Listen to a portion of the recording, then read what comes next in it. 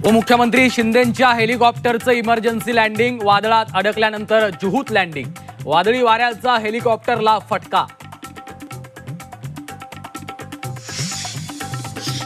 2029ला सुनेत्रा पवारांनी मुख्यमंत्री व्हावं, जय पवारांकडून इच्छा व्यक्त।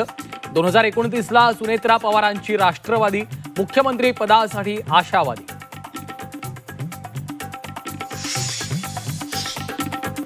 पश्चिम बंगालमध्ये सुवेंदू अधिकारी यांच्या पीएची हत्या, मध्यम ग्राममध्ये गोळीबारात चंद्रनाथ रथ यांचा मृत्यू, कारमधून घरी परतणाऱ्या चंद्रनाथ यांच्यावर गोळीबार।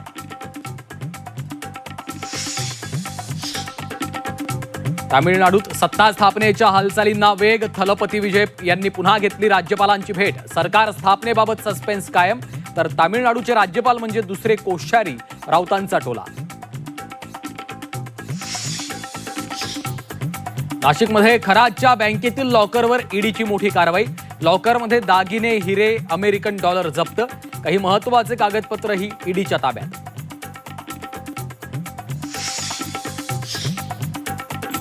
नसरापूर अत्याचार प्रकरणातील आरोपी भीमराव कांबळेच्या पोलीस कोठडीत वाढ, भीमराव कांबळेचा 12 मे पर्यंत पोलीस कोठडीत मुक्काम।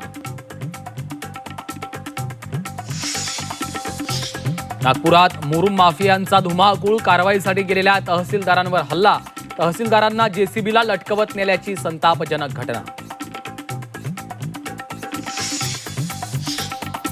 पायधुनीतील चौघांच्या मृत्यूचं कारण समोर, उंदरांच्या औषधामुळे चौघांचा मृत्यू, शवविच्छेदन अहवालानंतर माहिती समोर।